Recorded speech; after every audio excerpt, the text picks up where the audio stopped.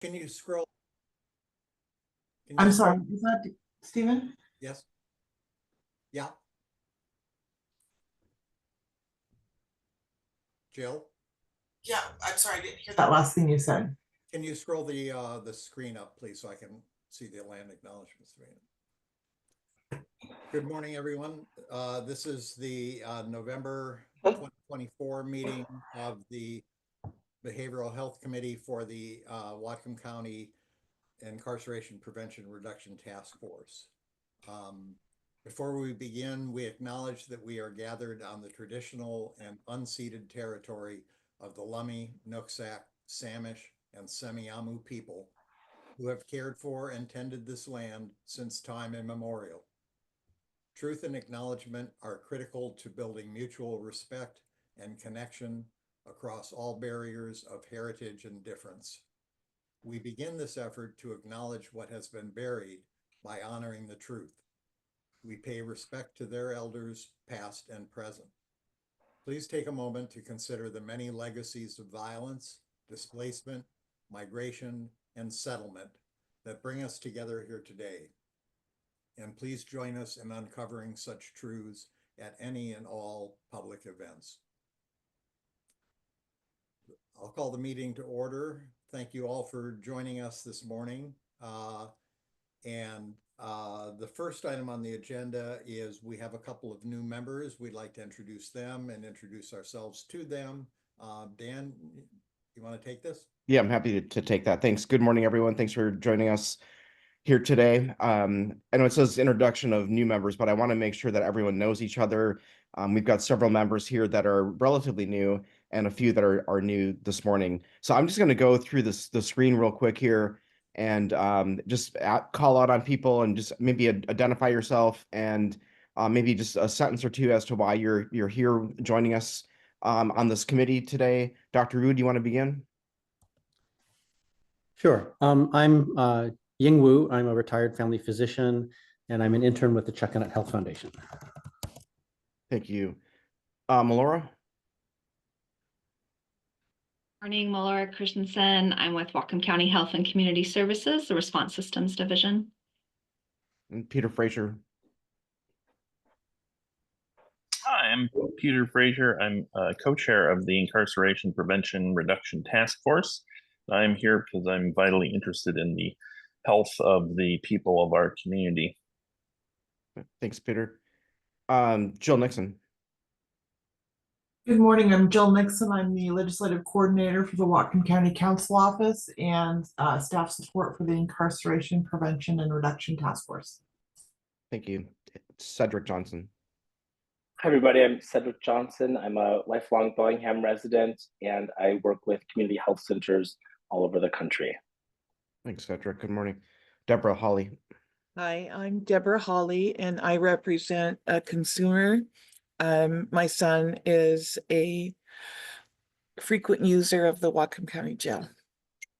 Thanks, Deborah. Tori Santos. Hey, good morning, everybody. Tori Sandos here. I'm training the workforce in our community for substance use disorder professionals. Been in and around this community for 35 years with a 15-year break in Alaska. Thanks for asking me to join you all. I am deeply concerned about beefing up our workforce and being effective. Thanks, Tori. Tori's one of the new members, and just welcome to the committee here this morning. Dr. Safford. I'm Bertie Safford. I'm a retired family physician and member of the IPRTF, and also extremely interested in the work of this committee. Thank you, Doctor. Arlene Feld. Oh, I think you're muted, Arlene.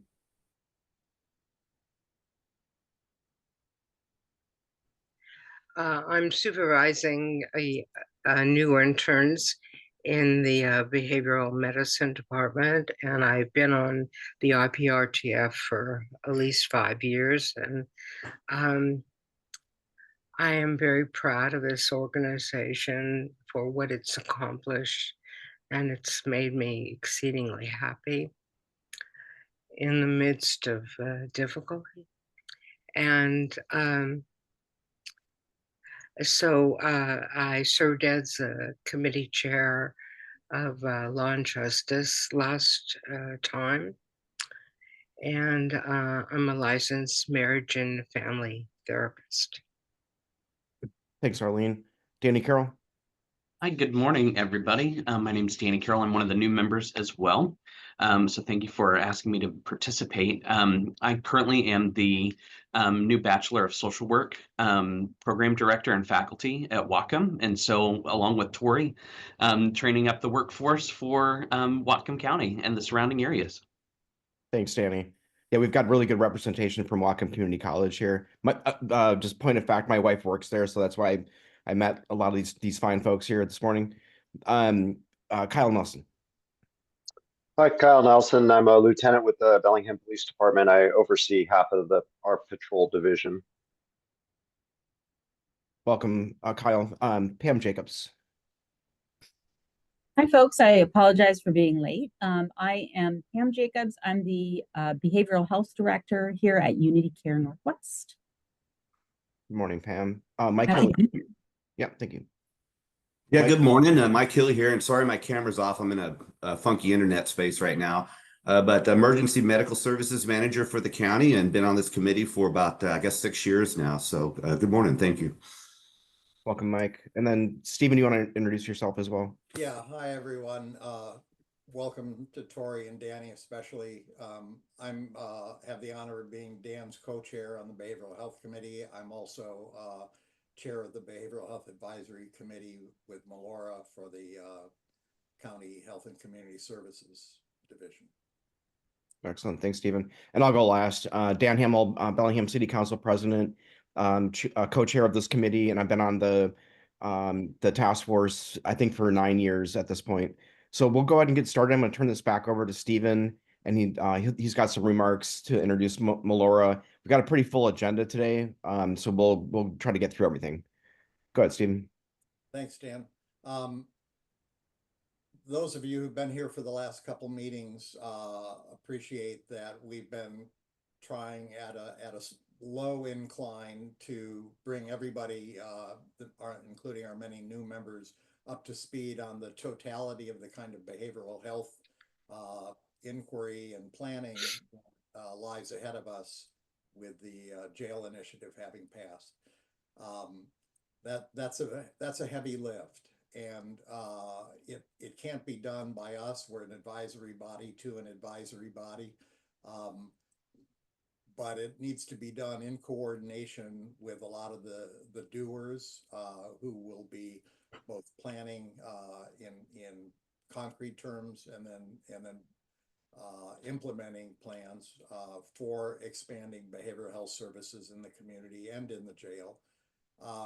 And the linchpin to that is most of that responsibility, at least at the first level, falls with the Health and Community Services Department's Response Systems Division. Melora is the head of that, very capably guiding them through a thicket of issues and problems, I'll just flat out say. And so Dan and I wanted to make sure that as we looked at what our work could be contributing to this process, that we understood what Response Systems Division has in mind for their work, and then try to align our work with theirs and target it on areas that they consider likely to be most helpful to moving their work forward. So we invited Melora to present both of those, what priority areas RSD has identified so far or already initiated in some instances, and then to let us know where she thinks we might be able to help, and then to have some discussion, some Q&A with her or discussion amongst ourselves on those 2 points.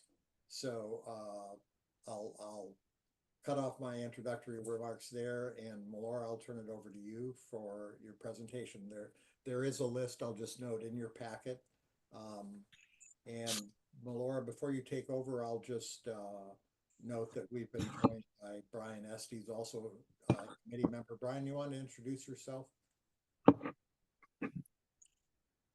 Thank you, Stephen. Yeah, I'm Brian Estes. I'm on the board of directors of NAMI Washington, or NAMI Whatcom, the National Alliance on Mental Illness, and I'm also on NAMI Washington's Public Policy Committee, and I've been a member for, I think, at least 2 years. Thank you, Stephen. Thank you, Brian. Okay, Melora, take it away.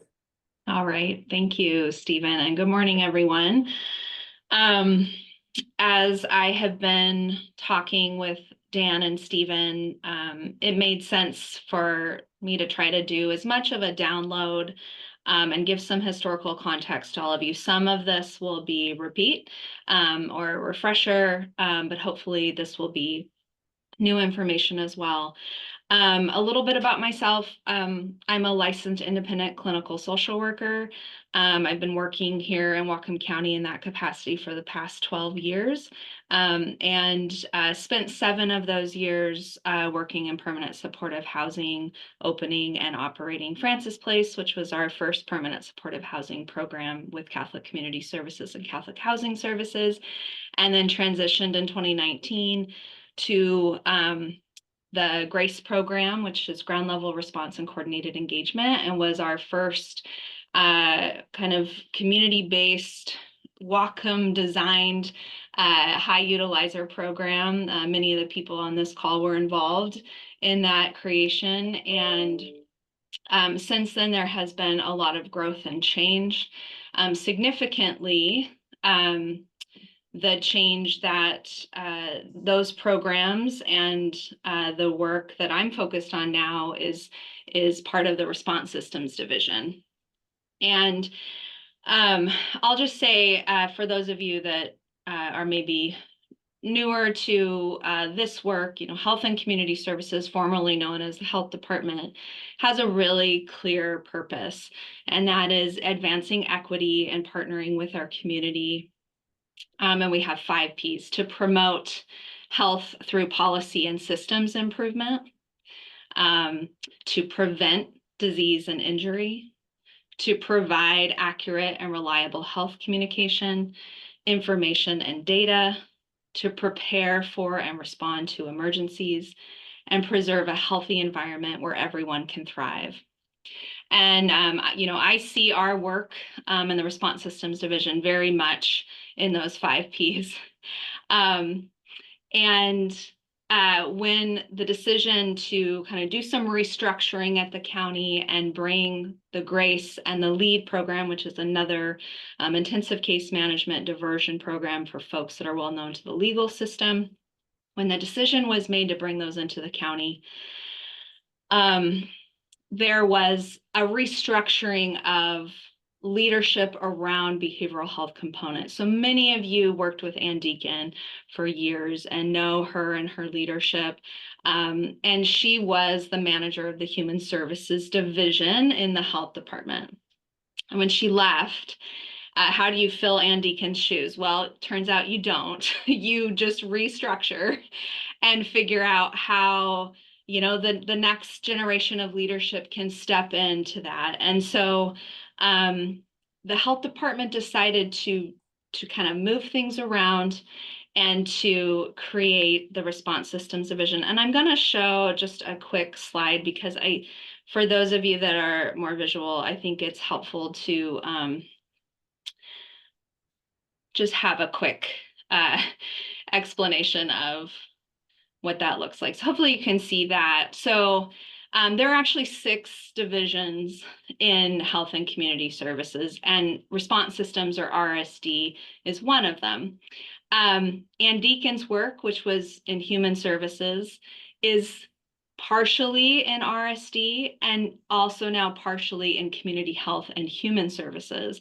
And that other division, which is led by Ann Beck, that work oversees all of our housing contracts. They manage the large amount of housing funds that we get from the state. They also manage our Nurse Family Partnership, which is an incredible program, developmental disabilities, our veterans work. There's pretty wide scope there. We also, of course, have communicable disease, which are our team of nurses that work with refugee health and TB and sexual health. Our harm reduction services are also in that division. Environmental health, I have colleagues that work on human waste and sewer, water, air quality, food systems, and food services in our community. Community and organizational development is another division that was created in the last couple of years that is really focused on equity and policy. It's also where our data team lives. So we're very lucky to have a health information and assessment team that works really closely with RSD. And then, of course, we have a finance and administrative division. There are about 150 employees in health and community services, and 34 of those are in response systems division. 28 of the 34 are full-time field-based staff that work directly with individuals in our community. And then our structure is we all answer to our director Erica Lautenbach, and she answers to the county council, the exec's office, and the public health advisory board. So any questions on our structure? Hopefully this is helpful. Okay. I will stop sharing so we can see each other. Let's see if I can get. So today we wanted to talk about really the scope of these big projects and where the Behavioral Health Subcommittee can kind of align itself beside our team and our staff across health and community services, and specifically the Response Systems Division. Some of the conversation that I've been having with Dan and Stephen is this a working subcommittee? Is this a group of folks that are going to give recommendations, that are going to work with policy? Our work is really, really grounded in developing, designing community-based programs that have stakeholder input and are meeting the unique needs of our community, and that we have a rapid cycle improvement process that we're always asking for feedback. So in addition to the things that we have some responsibility and oversight for, we are also connected to our regional and state funders. So some of the funding in our work comes from local sales tax, our 0.1% behavioral health fund. But we also work very, very closely with the BHASO, which is our Behavioral Health Administrative Services organization. The ASO covers our 5-county region, North Sound, and is a funder for many of the behavioral health services we have in Whatcom County. So I sit on that board of directors on behalf of St. Paul Sadoo, and we work as a 5-region area to try to make sure that we're addressing behavioral health needs and that we're doing that from a regional approach. We also have a strong relationship with the Healthcare Authority. They have been an ongoing funder of some of our initiatives like the LEAD program and alternative response team. We also work closely with the Department of Health. The Response Systems Division is a behavioral health agency. We're certified for 2 services through the DOH. That is a benefit to us, as it means that we have the state approval to do this work. We also have additional credentials for all of our staff to be a part of that. It would allow us at some point to consider billing for some of the services that we have. And in the budget situation that we're in, that of course is something that we're looking into. But it's a process, right? These things are multi-year and quite complex. The health department hasn't billed for services for, I believe, over 40 years. So we don't have the infrastructure to do that, but we are trying to put things in line so that if we are able to do that and it wouldn't jeopardize the type of work that we want to do, we do that. The system improvement component of our work is, when I think about my job, I feel like I have 2 hats. One hat is we have 6 direct service programs in the Response Systems Division. I'm going to talk about those in a bit. And we have staff in the field doing hands-on intensive case management, outreach work, street medicine, working with the courts and mental health court, right? So we have a responsibility to make sure that that service is not only effective, but that it is excellent and that it's meeting the needs of our community, that it's trauma informed, that we're based in harm reduction, that we're doing client-centered work, and that we're doing that at the highest level possible. So that's one hat. My other hat is, how do we make sure that the continuum of care and this behavioral health system that we all know is so fractured? If you haven't listened to the Lost Patients podcast, I highly recommend that you do.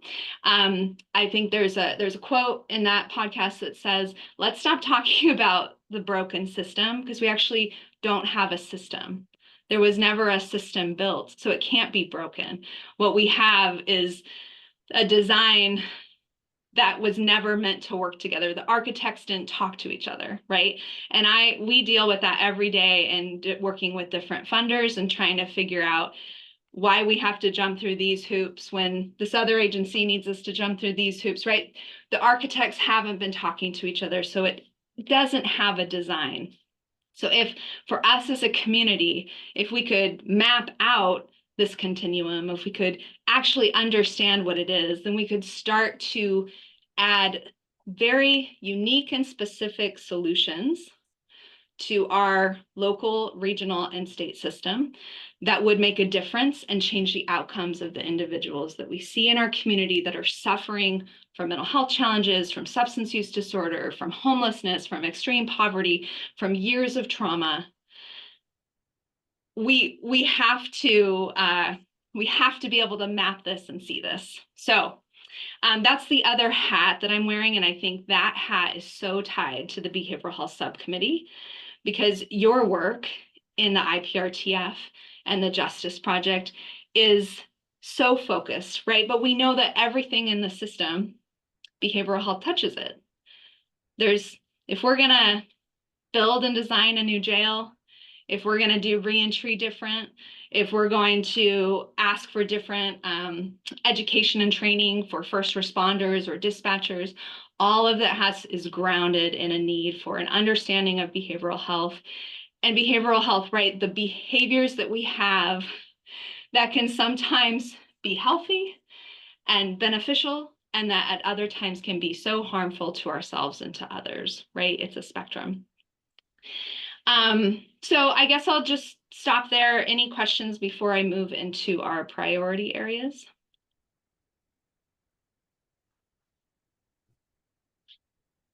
Yeah, Tori. Yeah, good morning. I was just thinking, and maybe you were going to answer this question, but I'm wondering if there are any other communities out there that have been successfully showing that they've been able to, get all of these systems working together in concert. Have you seen anything out there? And you're saying the full system? I think that there are lots of communities that have found really innovative ways to make parts of the system start talk to each other. And we have been lucky enough to visit some of those communities and research some of those communities. We've been in some learning collaboratives. Specifically, San Diego has done really incredible work around information sharing through a community information exchange. South King County is really doing incredible work in that they have developed there's only 3 numbers you need to know: 911, 988, and 211. It's 3 numbers. The community does not need to know anything else, but let's build an infrastructure to make sure that those 3 numbers can cover the spectrum of need. Because a lot of it has to do with, yes, behind the scenes coordination, huge, right? We have to know each other. We have to be able to talk to each other. But then the outward facing piece is, how does that information actually get to the general population? How do they use it? For example, 988 is a great example. Many people in our community are not aware of that resource, because the education is just now getting out there. So even though it's a huge resource and will save lives, it is saving lives. There's this education component, which is getting that good data and information out. the East Coast, Durham, North Carolina is doing incredible work. Boston, Denver, there's lots of communities. I think everyone is kind of grappling with this. And we see in those larger urban areas, they really have the financial capacity to build some really big things. And I will say I'm very proud of Whatcom County for being our size and being able to do the level of kind of out of the box thinking that we're doing with the limited funds that we have. So I'll stop there because I see some hands up. Here, go ahead. Laura, first, thanks for all that you're doing for Whatcom County. Always appreciate hearing from you too. When you're talking about mapping the broken system or the system that we don't isn't really a system, yeah, you get my heart racing because I've got spreadsheets and diagrams trying to figure all this stuff out myself. Are you literally trying to map out this system? And if so, I would love to see it and love to participate in some way. I really do see that is something that IPRTF can be participate in, and to any degree that you actually have work on this moving forward, I would love to hear all about it. Yeah, thank you, Peter. And this is in our work areas. One of them is the sequential intercept model, and updating that. And you'll see a slash, which is also the continuum of care mapping. So yes, we are working on an actual visual map, and we're trying to create a resource that would be online and visual that you would be able to go in and out of what's available and then how it then relates to the sequential intercept model. So the SIM update is really front and center with the continuum of care mapping.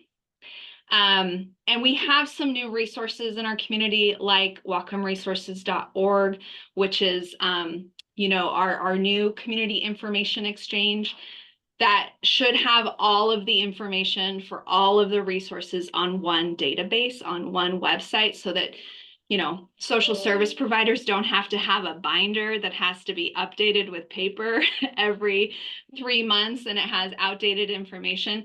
So in the same way, we would see that the continuum of care map would kind of sit beside whatcomresources.org. So if you were like, I'm an individual and my adult child has severe mental illness and I'm trying to navigate the legal system and the mental health system, and there's also substance use disorder.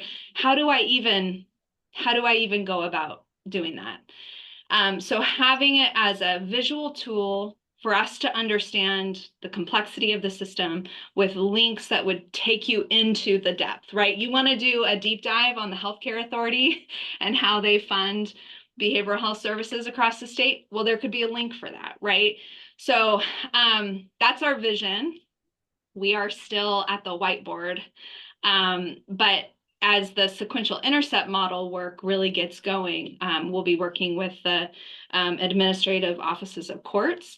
They have offered to support Whatcom County in our process for the sequential intercept model. The question will be, so how does that work? How does this subcommittee actually do some of that work alongside us? And that's really, I will continue to kind of put that question back to you all, is this a working committee, or is this a committee that is meeting to understand these systems and then giving recommendations? Thank you. Laura, I'll just interject. I'm glad to hear that you see a role for the committee in refining that. Maybe when you get to the second or third nearest final draft of the SIM and the continuum of care, this looks like a pretty powerful group of individuals who could give you some feedback on that. Absolutely. Brian? Yeah, thank you, Melora. I'd be like Peter.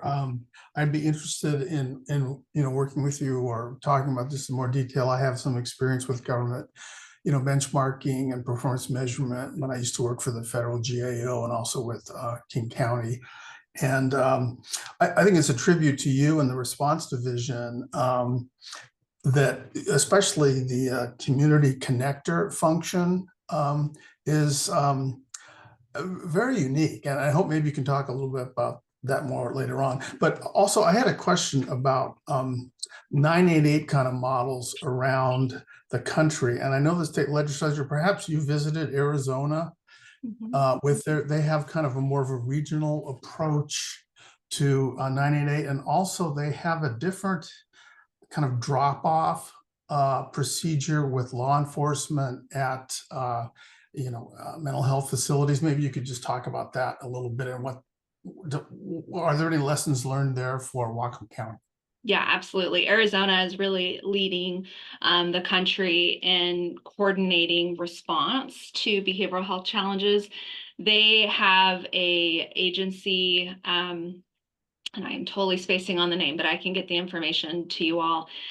Basically, they have an agency that has a state contract and has a dispatch center that is able to take in all of the crisis calls in one place. And then they manage all of the kind of alternative response, co-response teams and get them dispatched out. And they do that in a coordinated way. And so there's a lot of efficiencies gained in having that done in one place.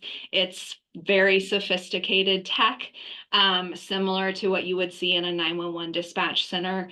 And Arizona also has different laws about how we detain people involuntarily. And I will say that is an area of work that the behavioral subcommittee could really dig into, which is comparing the ITA laws in California, Arizona, in Denver, and Colorado and Oregon, even some of the East Coast states that have a very different interpretation of grave disability, of when an involuntary commitment is appropriate. That is a challenge, and until our legislature takes that on from a policy level, and we have lots of states that we can look to, until that happens, when people get that ill and we have the current laws in place, we will continue to see poor outcomes. We will continue to see people die before they get the help. We will continue to see people be evicted from housing. We will continue to see homicides and other times in which people are assaulted and hurt by someone that is in psychosis. So until the state is able to take that on, so that is a body of work in itself right there. So, and I have a lot to cover, so I'm gonna try to keep moving. Quickly, real quick, more that's on the state legislature's radar. I know the prosecutor and other prosecutors around in different counties. Yeah. Representative Macri might be introducing a bill that looks at ITA specifically. And that is so needed. So Dan, I saw your hand up really quick. Anything we need to address? Go ahead. I know that Okay. you've got a lot of ground to cover. Okay. I've got some comments. I'll do them later. Thanks. Okay, I do have to leave at 10, so I'm gonna, Jill, I don't know if you're able to share the document, or it is in everybody's packet. I kind of broke up our behavioral health work areas into different categories, and this is not an exhaustive list, but this is the work that is focused on the Incarceration Prevention and Reduction Task Force. I'll also say we have a small but mighty team trying to do this work, and so we really are looking to all of you and our other stakeholder partners to do this in conjunction with. So part of our work is connected to the Justice Project. This, of course, is kind of new work now that we have the sales tax in place, and we're moving forward with the building of a new facility. One of our focus areas is what the Behavioral Care Center, or the BCC, will look like. How will it function? The BCC is essentially a prosecutorial diversion program. And so we are having conversations with our prosecutor's office to talk about how they would utilize that, who would utilize it, how it would be operated and what the purpose of it would be. So lots of preliminary conversations about design, not so much the facility, but the actual operations. How would it function? Who would it serve? I will say that prosecutorial diversion programs, or PDP, is of high interest to us because it is a significant diversion, making sure that we aren't prosecuting and incarcerating people who actually need assistance. So we're looking to our neighbors in King County with the LINK program. Hopefully we'll be visiting them in early January. And we see a need to have a behavioral care center for more low-level offenses, and a LINK-like program for folks with severe mental illness that need wraparound services and should be diverted from prosecution into services. So those are kind of sitting side by side there. I already mentioned the sequential intercept model and the continuum of care mapping. We also manage the contract with our current behavioral health and reentry services in the jail. We use behavioral health fund sales tax dollars for that contract, currently held by Lifeline Connections. I just want to be really clear here that the contract, which is about $900,000 a year, serves the jail and also juvenile administration 24/7. It allows us to have 3 reentry staff, and the rest of the team is really doing crisis behavioral health work in the jail. This is not a contract that has the classes or the therapeutic supports that we want for individuals when they're incarcerated. This contract is about keeping people safe and making sure that they don't harm themselves, and that we're managing that crisis work. So even at that high ticket dollar, we know that we are not where we want to be with that. So this says maintain and enhance. So the maintain, I think folks are aware of some of the budget challenges. Right now, we're just trying to maintain, but we know that that sort of contract, whether that's Lifeline Connections or another provider, that we actually need a lot more than that, much more than just that crisis support. And then in conjunction with the Justice Project, thinking about what a community resource and reentry center would look like. What would it look like for someone when they're released from jail to have a place to go?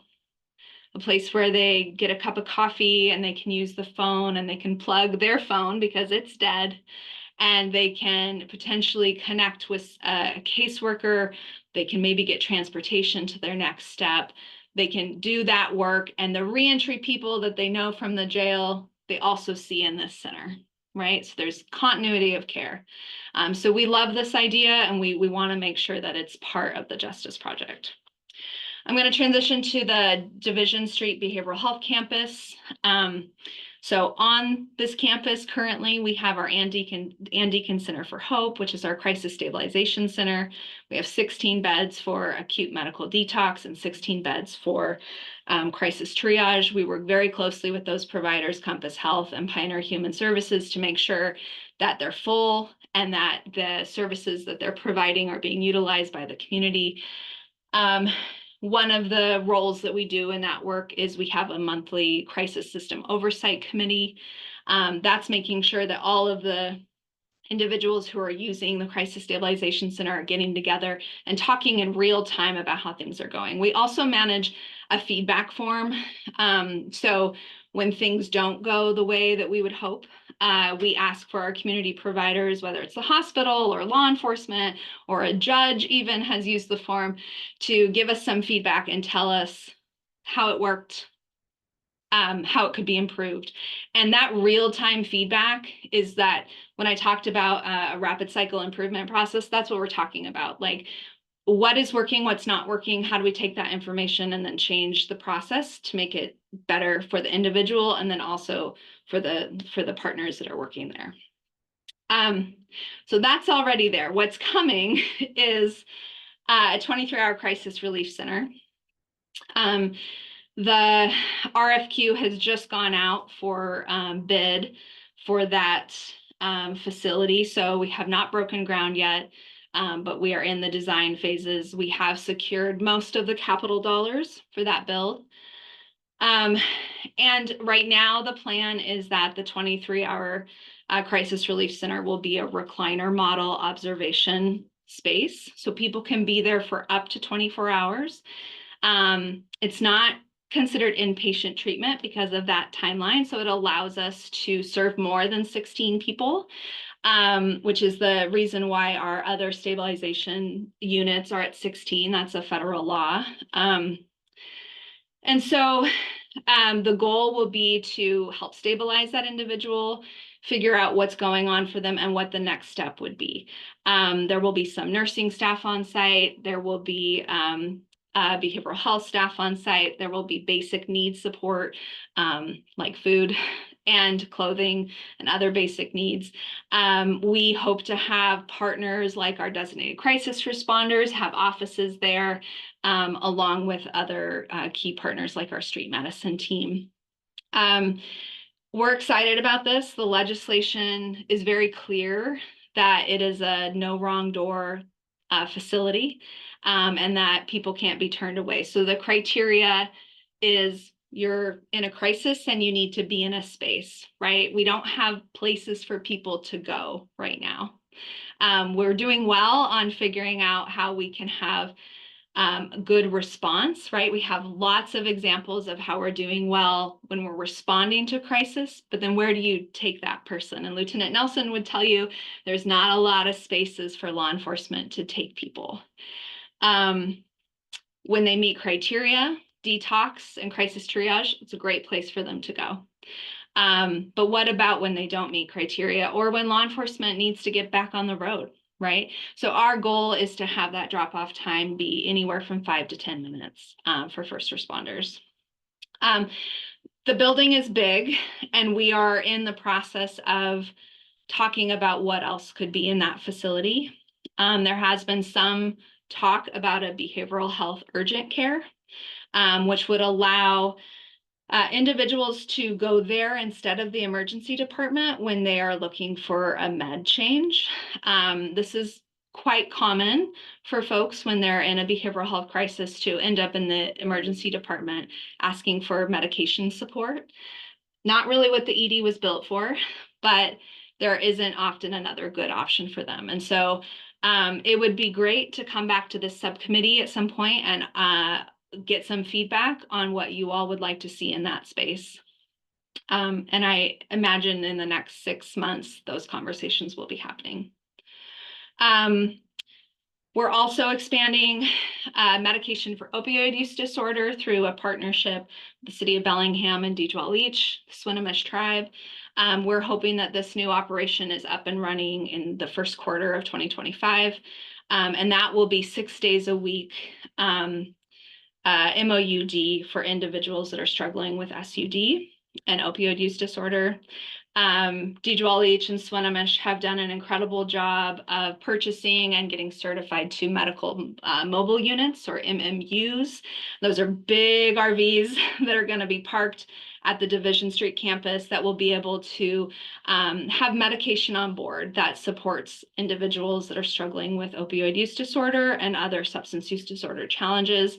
They also will be using the county building there to provide other wraparound support services. So we are beyond thrilled to have a new MOUD provider in Whatcom County, and we'll be working closely with them. And that really dovetails with some of our work that's not listed on here, which is just trying to improve the continuum of substance use disorder referrals and resource navigation. And that has a lot to do with the fentanyl executive order and our operations plan.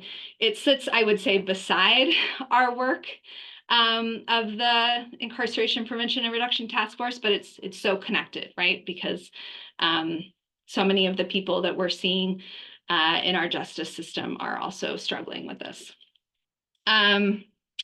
So we'll continue to work with the hospital. We were able to bring on Dr. Shannon Bosted as a temporary medical opioid advisor. And so he's been really instrumental in having conversations with other medical providers and figuring out how are we going to make sure people get to appointments? How are we going to make sure they have transportation and do some follow-up? And so that brings us to our overdose prevention and recovery team with some one-time funding from the BHASO. We were able to hire a new position in Response Systems Division that is an overdose response and prevention staff. Gordon will be able to take referrals directly from EMS of folks that they have seen after an overdose and who are willing to have some follow-up done. And Gordon will be able to do that follow-up and try to get them connected to services. Our goal is to see people within 72 hours after a overdose.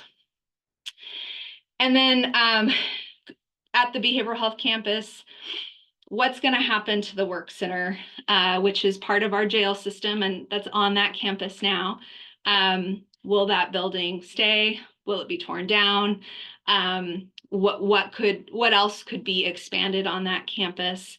That is county-owned property, and so just continuing to have those conversations of what's next for that campus.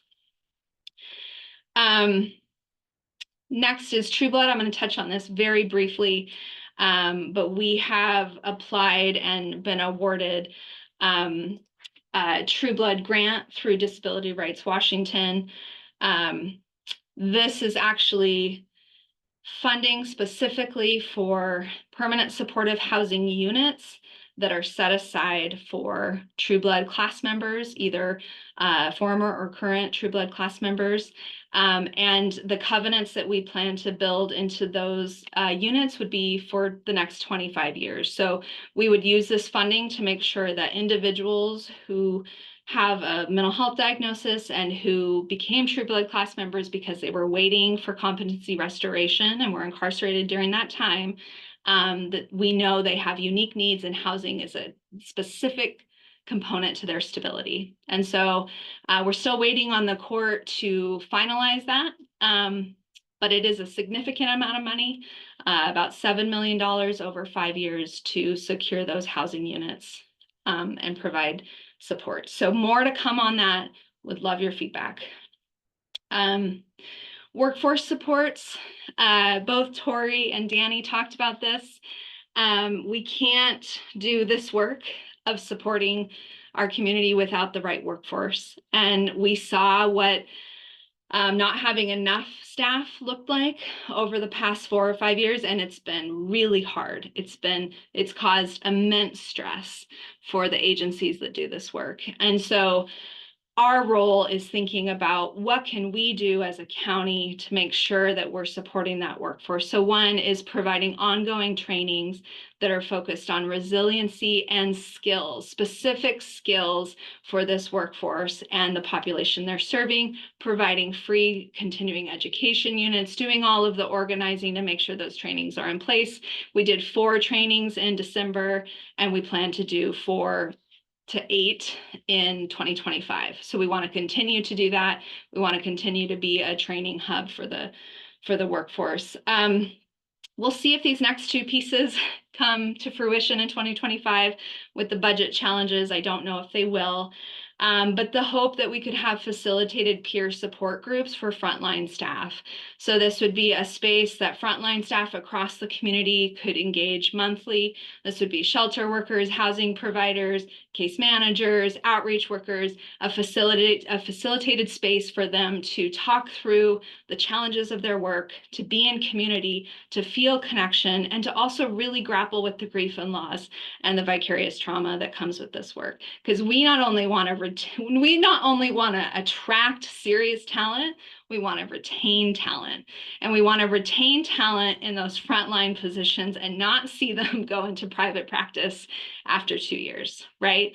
So if we can make this type of hands-on work sustainable and fun and supported, and we can pay them enough, right? There's so many pieces to this puzzle, but we really think that gathering people together is part of it.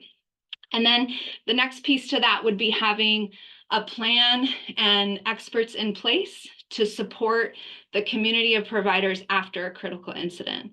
First responders do this really well. social service providers don't. So how do we have the right clinicians in place that can be called and show up day of or after a critical incident occurs in one of our social service providers, where we can help not only the individuals that work there, but maybe the individuals that live there? How do we do that in a trauma-informed way? Very excited about this work and hoping that we can secure funding for it. Yeah, Stephen. Melora, I want to respect your time limitations and make sure we get to a point where you tell us where in this list we might help and have a chance for some exchange. I Okay. would suggest that maybe the last two groupings, the programs and the system of care coordination, we might leave at the self-explanatory bulleted level and hear your thoughts on the interplay between the subcommittee and our Yeah. needs. Yeah, thank you, Stephen. There's so much. I in a dream world, when I think about my whiteboard that's over here that I'm looking at every day and trying to prioritize and make sure we're listening to our community on what those priorities are, and we don't get down a road where we're funding and doing work that isn't in line with not only community need, but with the leadership of our community. My experience has been that lots of times big decisions get made without the right people in the room. And so how do we make sure that we are listening to the people that are most impacted by the work that we're doing? How is that feedback loop even constructed? So if we don't have folks with lived experience in our workforce and educating us on how the system impacts them, we are at high risk of not only doing harm, but of building systems that will not meet the need. So curiosity, innovation, these are all things that we have to approach this work with a fresh lens. So I would say I get a little overwhelmed with the big picture work, right? Like we're trying to do all of this and it seems like, how are we going to do all of this and then also dial in and make sure that the case manager that's going out to meet, going into the encampment is well trained and ready to do that work, right? Like from the micro to the macro. And so I see the Behavioral Health Subcommittee. I also see the Incarceration Prevention and Reduction Task Forces as this body of stakeholders who can give guidance, who can give support, who can push for legislative advocacy, for policy change, for funding. Like, we're ready to do the work, but we really need to feel like the bench is deep. And I feel like you all are part of that bench. And so how do we find a way to give feedback? And how do you all give recommendations? And how do we at the county remember that we have this resource? Because I will be the first to admit that when there's too much on the plate, it can feel like you just need to get it done and get it done in a timely manner, right? Instead of that thoughtful process, which is we need feedback, we need to hear from the community. So those are my thoughts, Stephen. I feel like it's about guidance. It's about the empowerment of these task forces and subcommittees to feel like they can really push on certain projects and certain issues. And then the government does not do a good job of telling our story. We're real bad at it. So how do you all get the information you need to be educated to then push and pull and all of the above? Melora, you mentioned at least one area that I heard where you could use some help, and that was exploring possible recommendations in changing ITA criteria legislatively, and apparently from what Brian said, there's already attention higher up on doing that. Some of these things are probably at least as well as they can be in hand right now. I mean, I think planning for the behavioral care center is probably in-house, and you know, I don't know if that's an area you'd want some role. I think the Division Street conceptualization is something that we might be able to contribute to.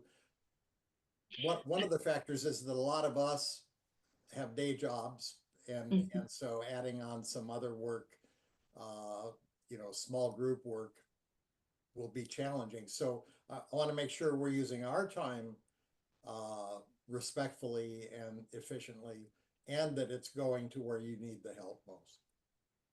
I would also say, and this will kind of depend on the group, but you know, the behavioral care center, prosecutorial diversion programs, as if it's looking like we're getting to that place where, you know, design features, components of the operation are being considered, you know, would this subcommittee want to have one person that sits on that group and gives feedback, or does it make sense to come back to the larger group and say, hey, this is where we're at. Do you all have feedback for us? So I think it is determining how we communicate and get, it's about the feedback, whether that's individual or whether that's collective. That's a great framing for us to consider what that working relationship would look like. We'll take that up. Dr. Wu. Laura, thanks. That was a great presentation and a ton of stuff. I really appreciate it. I just wanted to ask, in your day-to-day work, how much access do you feel you have to people with lived experience? And if expansion of that is needed, is that something you would want this committee to help with? Yes, I would love to see like a work group around this is what communities are doing. You know, recovery coalitions is on my list. I think we could have one. We could be supporting one, convening one. I have been in some just initial conversations with Chucknut Health, Dr. Wu, about, you know, what supporting a group of folks with lived experience where they're meeting regularly. And then when there are these opportunities to give feedback to electeds, or there's a research project where, right, that there's already a group that has done some of that forming and bonding, and that they can do that collectively and can be supported. I don't think Whatcom in general, and this is no anyone's fault, but I think we're struggling on the peer workforce and doing that really well. We don't have strong agencies, or a lot of strong agencies, that are able to support and hire peers. I would love to see a chapter of Peer Washington come to Whatcom County. So I think that would be a wonderful area, a body of work with recommendations or focus or ways that we could tangibly show up for people that are in recovery, that their stories are so meaningful, right? Their stories are what actually matter. But how do we do that in a way where they feel supported and it's an empowering process for them and not disempowering? Thanks, Laura. Brian, and then I'd like to ask Dan if you have any closing thoughts, because I know we need to let Laura get back to work. I know, just real quick, Laura, I think NAMI Whatcom might be able to play somewhat of a role in that, because that's one of the key functions is peer-led support groups. We have multiple groups meeting almost every weeknight here in Whatcom County. And I think NAMI National has some literature about establishing support groups. So at some point we could probably have a conversation that might be helpful in some way. Absolutely. And Brian, you bring up such a good point. I mean, NAMI is doing incredible work in our community, kind of behind the scenes without a lot of fanfare. Like we are so lucky to have them. And if you all don't know what they're doing every night of the week, like it'd be a great presentation to have, because they are really doing wonderful work. Thank you, Laura. Dan, do you have any final thoughts on threads left dangling or threads to be picked up and carried forward? Well, I think we didn't get to the programmatic items, unfortunately, but there are several that were at the end of the list there. One thing I would encourage members to do is to take a look at the SIM, the sequential intercept model, and to understand just kind of, basically what's happening out there. It's broken into three components. One is the things that we're doing pretty well. One is the items that we do sort of well, and then the other is things that we need and we just simply don't have. So I would encourage members to have that. You should have that in a forward from Jill Nixon, our staff support person here in an earlier email. And Melora, I know that you need to take off. It's already 10:02, and I know that you're past your time. I just wanted to say thank you very much for coming and providing such an excellent briefing for our members here today. Thank you for the work that you do. Appreciate it. Yeah, thanks everyone. Take care. See you soon. Thank you. Just to wrap that up, that's a hurried presentation that Dan and I hope will sort of be the skeleton that will hold up the body of the work that we develop for ourselves. The other part of this is that the co-chairs of the task force, Peter and Heather, who was on the call earlier at least, have sort of a template for how they'd like the committees to start focusing their work and organizing some areas of work. And I hope Dan and I will be meeting with them to understand their direction to the subcommittee as well a little bit better. And so that will be sort of the other pole of the structure that we want to move forward with our planning discussions and then implementation activities in the coming 6, 12, 18 months. So we'll follow up with that in future meetings. But there's a lot more to be said, as you can imagine, about the work of the RSD, and we'll try to be chewing over some of that together in the next couple meetings. Dan, you want to take the next agenda item? Yeah, sure. I just wanted to acknowledge that Heather is still in the group, but she's in as an attendee. So just heads up on that one. There was I want to kind of answer one question and then a segue into the remaining a couple of items. There was a question that was raised: is this group a work group, or is it a body that recommends policy recommendations to the broader task force and then to the county council? I think that it's probably going to be both, and I'd like to shape that that way of thinking as we proceed forward. It's 10:04. We've got a fair bit of ground to cover here. Jill Nixon, can you put up the agenda real quick? I just want to make sure that we're in order here.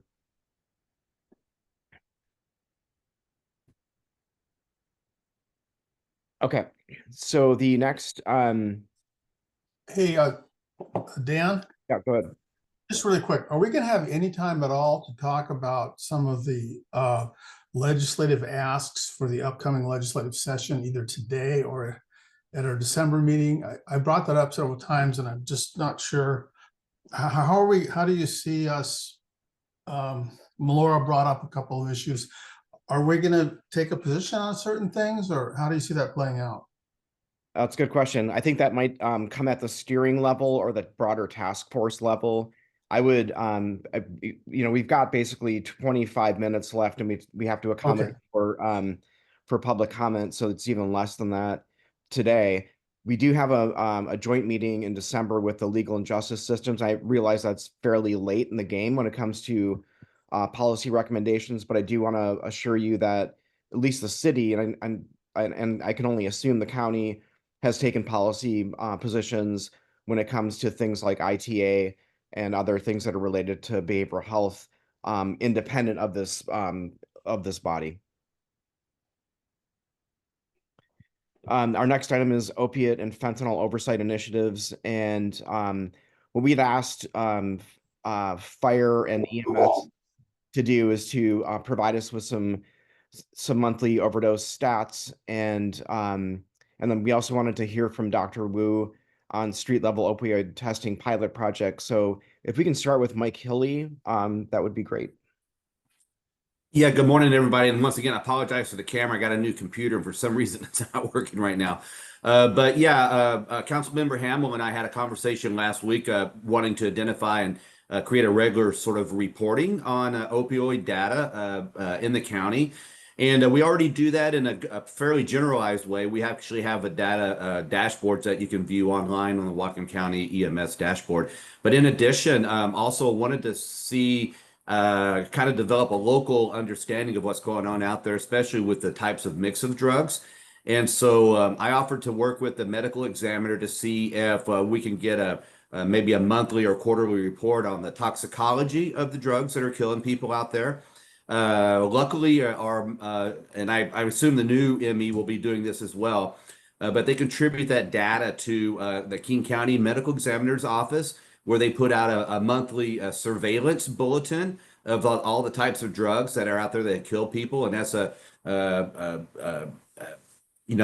grouping of many counties on the I-5 corridor. And then I also get a state report as well on opioid surveillance and then the types of drugs out there that are prevailing. So I'd be glad to do that on a meeting basis if you guys want, or quarterly, depending on how the group wants it. But I think that's fairly easy data to grab, and we're doing most of that now. One thing that I don't have out of my office, which I could get as well, is I just because it comes out of the ME's office and the health department, is overdose deaths by month as well, and then the toxicology related to that. So I feel like we could prepare a report that this group could look at fairly easily with a good level. So I think that's what you're kind of hoping for, Dan. Yeah, Mike, do you have any numbers for us today? Yeah, let me bring it up real quick here. I got the dash up, as a matter of fact. So I'm looking at suspected overdose calls in the last 30 days. And so these we look at it daily. So we've had a little spike here in November. So just to kind of a recap, throughout October and November, actually throughout October, we saw a decrease, and the average daily count was down to about 2 and 1. But in mid-November, it has gone back up to the daily count of about 3 per day. And then for yesterday on the 17th, there were 6 overdoses. Looks like it was 4 of them were opioid, and then the other 2 were non-opioid. And that's the daily count. And then for our dispatches for overcalls, once again, we're averaging right now 3.5 a day. So for the total in November, there were 51 overdoses. The total for October, 94, September, 88. So now that is all overdoses. That includes, for example, an alcohol type of overdose, or methamphetamine or cocaine in there. But once again, the majority of those overdoses, well, actually almost exactly half of those overdoses are related to opioids. And then moving on here, we can look at our annual rates. So for 2024 right now, we've had 663 opioid related calls and 471 of mixed drug calls. And I do want to qualify this data is that these are EMS engagements only. We know that there's a large amount of overdoses that happen that don't get reported to EMS, but these are calls that EMS actually goes on. And about 42% of the overdoses that EMS does engage, they leave what we call AMA, or against medical advice, meaning that about 62% of the people actually go to the hospital after their overdose. I am looking at some other graphs here that cumulatively increased in 24. Once again, we had a little bit of a dip in 24 in the summer, but it is still kind of climbing back up. And then I have some other information. Yeah, 62% transported, actually a little bit less, 34% non-transported. And we have been hearing reports from the paramedics in the field that more people are agreeable to transporting than in the past couple of years. And I think, let me see, I've got one more piece of data here. We are able to track the amount of Narcan that was used prior to arrival for the calls. And so here in 24, looks like there were about 290 cases where Narcan was given prior to EMS arrival, or about 66% of the call. But aggregated over the last about 6 years, it looks like about 57% of the overdose calls do receive Narcan before EMS. And that could have been by law enforcement, family, friends, bystanders, etc. And then we have noticed a increase of calls where Narcan was given, or it seems to be climbing. And I would most likely attribute that to our Narcan Leave at Home programs, as well as all the other distribution programs going out there. So that's our local pick on it. And then I can say generally, I looked at the medical examiner's report that we got here just a few weeks ago, and just it tends to trend the same every month. It's almost half methamphetamine and half opioids. But we also know that generally it's a mix of both in a lot of cases. And sometimes when you can't get the narcotics or the fentanyl, people will revert to methamphetamine or other drugs to satisfy that craving. So that's a snapshot of what we've got now. And we can better develop that for a report and package it for this group too. Okay, thanks, Mike. I think just moving forward into the future, if we could get the report prior to the meeting and then just have Jill include that in the package, or the packet rather, that'd be helpful. But that was a good overview. I appreciate it. Yeah, absolutely. And it's really interesting to look at and compare month to month too. So I'll be glad to just put in a PDF form and ship it out to Jill before the meeting. Okay, sounds good. Committee, any questions for Mr. Hilly? Okay, seeing none. Lieutenant Nelson, do you have anything to add from the PD side? I do not. Nope. If there's something that you specifically would like to see in the next meeting, I'm happy to also develop something for Jill prior to the meeting. Okay, sounds good. We can talk offline about that. Peter Fraser, go ahead. Hey, Mike, thanks so much for the quick report there. Where do we have access to that data online? I know that there is the health department hosts a opioid overdose site, and it's been a few months since I've been there, but is all the information that you've just given us reflected there? And then also, is there geographic data so that we can see hot spots throughout the county? Yeah, to answer your first question, and great question. So the health department has, in their health informatics section, had actually developed a much more robust view of the data. So the EMS data is contained on the Whatcom EMS website. It's super high in the hierarchy. If you click on the front page, it'll take you right to EMS data. There's also other call data in there. But then the health department takes that. We submit that actually almost on a daily basis. That the data exports out, I think, a couple of times a day to the health department, and they add that to their larger dashboard. And that's where they combine, for example, OD deaths from the ME's office and other sort of information related to that. And I haven't looked at it lately either, Peter. There may be some information on the needle exchange and how much that's gone out, and Narcan through the health department programs as well. And then to your second question, yes, we do have a map. We can map all that out. So in our data, we see clusters. In fact, when we see a spike in overdoses, a lot of times you can see them cluster in certain areas or certain neighborhoods, if you will, depending on what's going on. And it's obviously a lot more dense in the city when those clusters happen, a little bit less so out in the greater county. I can say this, there are as many overdoses going on in the greater county than as there are downtown. It's about a 50-50 split.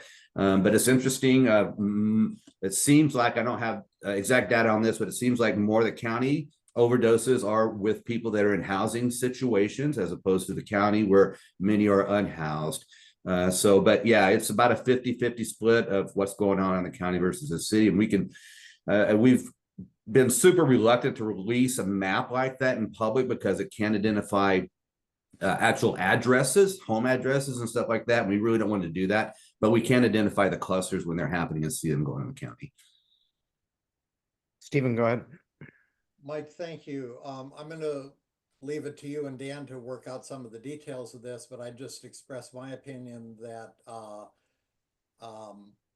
pushing that information out into our packet would be better than expecting us to go searching for it on the websites. And secondly, that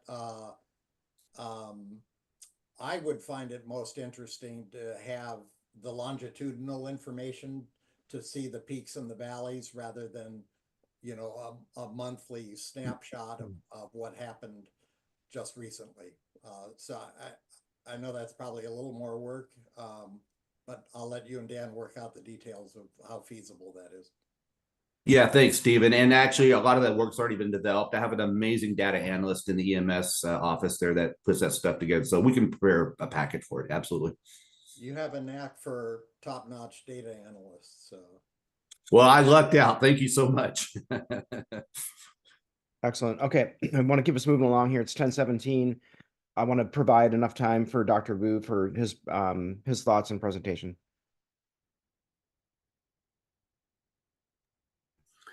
Well, I can be very brief. I'll just quick recap for the folks who are new.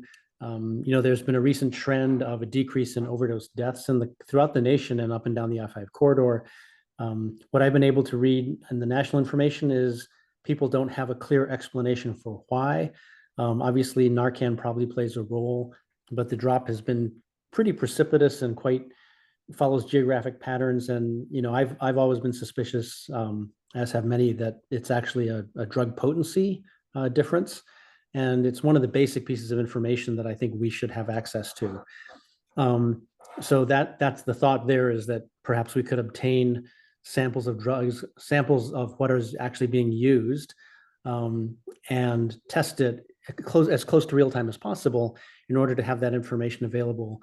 Then what we would do that with that information, I think that's really the question for this committee is that information that should be shared with clinicians in the emergency room so that they know what's likely out there? Should it be shared with EMS? Should it be shared with, you know, police department? And most importantly, should it be shared with the public at large, so that they can take actions to protect themselves if there's a highly potent dose available in the community? There's been some concern about does that mean that people would seek out a highly potent dose for its effectiveness in producing the desired effect, or would it more help people protect themselves? And I think that's probably a yes and kind of question. But where's the net benefit?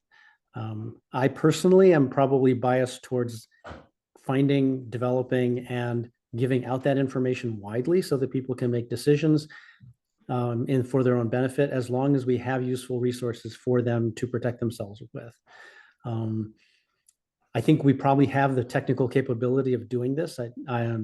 Dan, you had some information from the Border Patrol about testing, which I'll ask you to present. And but really, I think looking for direction and decision from this committee about, is this something we want to go ahead with and put some resources behind, and then what to do with that information. Committee, any questions or thoughts for Dr. Wu on this item? Cedric.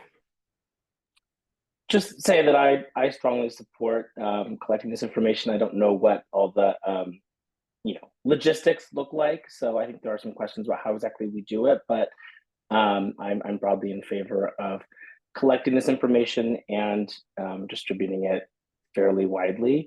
Appreciate that there are some concerns about what to share, and that it's most useful if it's actionable, whether that's for providers or community members. But yeah, I'm in support.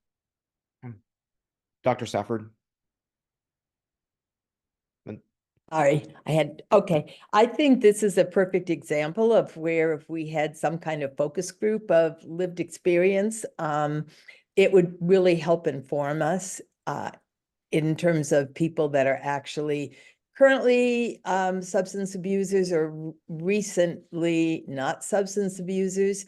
I would be interested in hearing their opinion, as well as our attempts to do somewhat educated guesses. I think it is an important question about how could we support them if they had this information.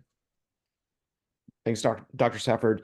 So I want to provide additional context to what Dr. Ryu just had mentioned, or his remarks regarding this potential pilot program. So I have spoken to many people regarding this, including former folks or people that are in recovery, including a counselor at the Deach Wild Deach clinic, and asked very specifically, as a person who used to use opiates, what would you think about this program? And it was kind of a mixed reaction.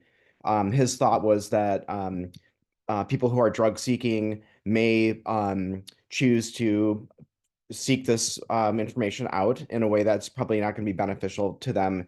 But he also mentioned that there are others that may, hit the pause button and say, look, I'm kind of in this path towards recovery, and that information would be useful. I also talked to providers, including the alternative response team, and their reaction was, yes, we want that information as people who are in touch with folks that are on the street. And so from the provider perspective, in that very limited sample, it seemed very positive.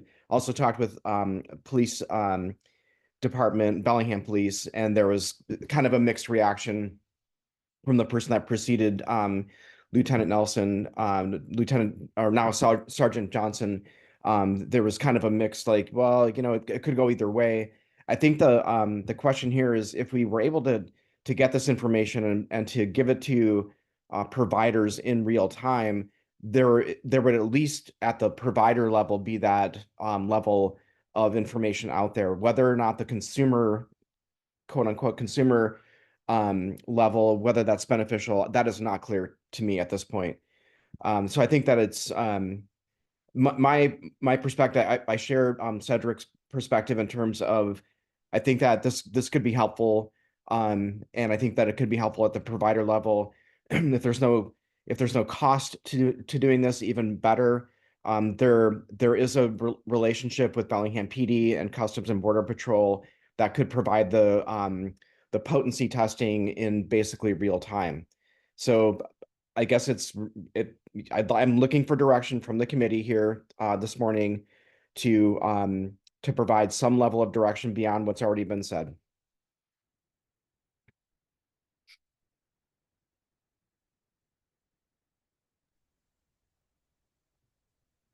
Tori, go ahead. Yeah, thanks. This is kind of an interesting question. And I spend a lot of time talking to many of the addiction providers out there, as I have students placed out there.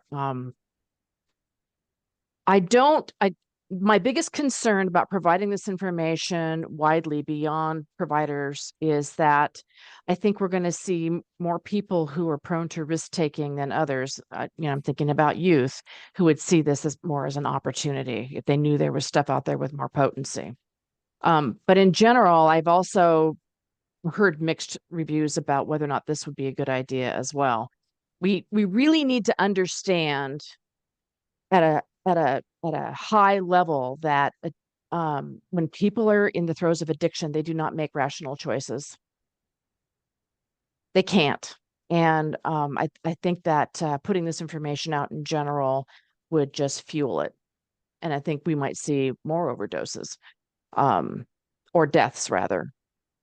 And I think I really wonder if our time would be better spent looking at ways to get ahead of it as opposed to reacting to this stuff coming in. I don't know if I made sense on that, but yeah.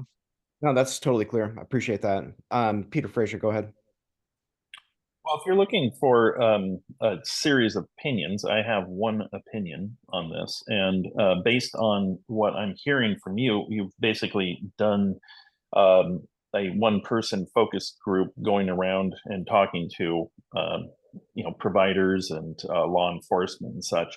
If the lift is not that big, that is, law enforcement is able to do real-time testing, and it's not some sort of huge new program and very expensive, it seems like if you were able to get that information out in a way to the providers to help them do their work, but not in some sort of public forums to avoid the user problem, then I mean, that would make a lot of sense. It seems like more information for the providers but stop the information there. Don't make it public if that is possible. So that's one opinion.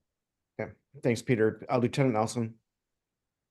Yeah, I'm not sure that the testing is as accurate as it's being made out in this moment. We do have a testing device, but I don't know that it's super accurate when it comes to the potency of everything that's being tested. It often misses fentanyl within pills or whatnot. It comes up as something else. And so, and then how would that, I guess two questions is how would that data be collected?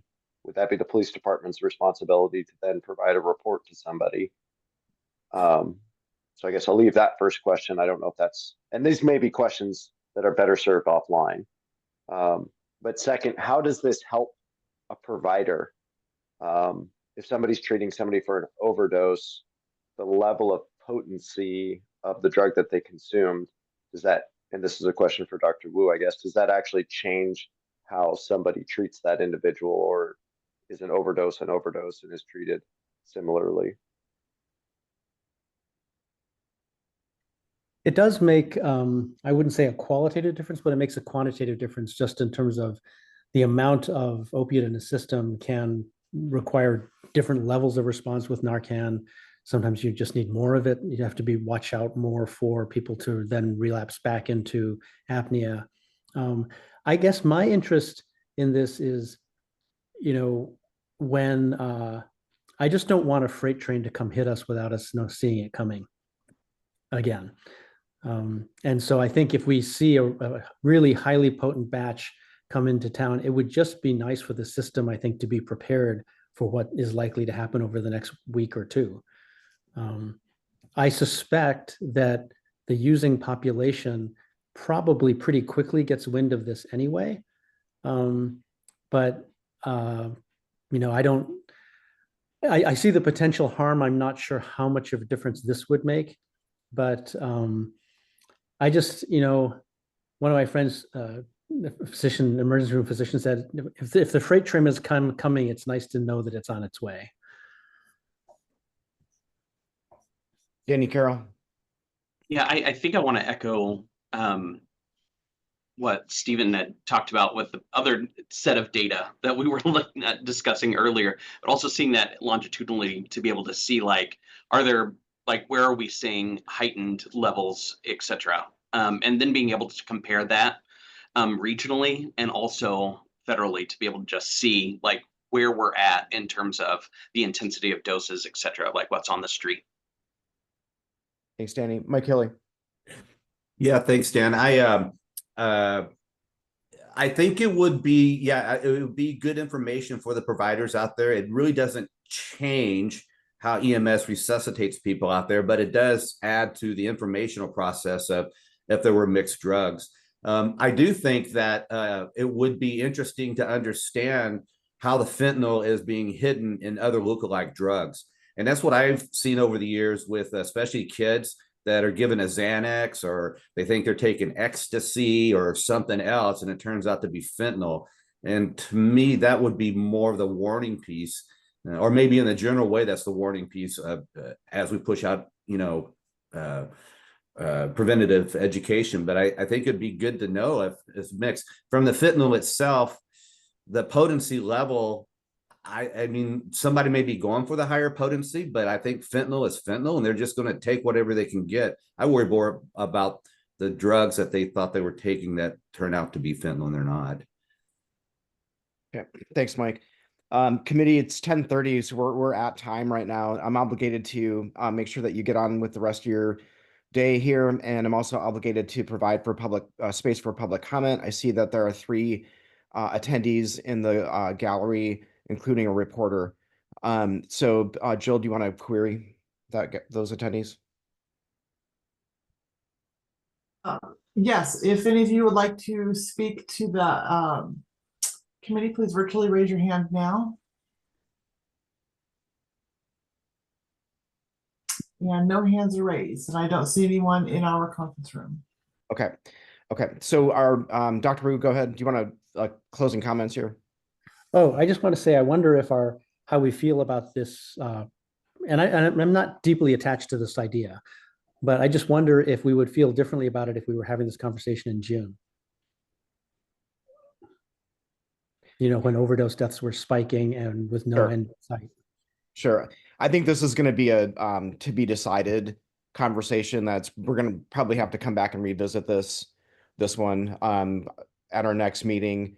I don't think I think it's what I heard back was kind of a mixed reaction to this. I think that what I heard was at the provider level, there might be some value to it. At the consumer level, there was some concerns, which I think are totally valid. So I think that we should probably just keep working on this and revisit this at the next meeting. The next meeting is Jill will have the date on this one, but it's in December. It is a joint meeting with the Legal and Justice Systems Committee. It is a full meeting. So we'll have to figure out how we continue to have this particular discussion, and this might get actually moved into the first quarter of next year. But I agree, Dr. Wu. I think that, yeah, when we were at the height of the epidemic this year, this discussion might have been much different. Okay, any further items for the good of the order here this morning? Dan and Stephen, Jill here. If you have a few minutes after, I'd love to chat with you about next month's agenda. Thank you. Yeah, and then Jill, yes, we do, and or I do, and then folks, thanks for coming today. Jill will send out the date and time of the next the joint meeting, and thanks for being a part of this. We just appreciate you so much. Thanks and have a good day. Meeting adjourned.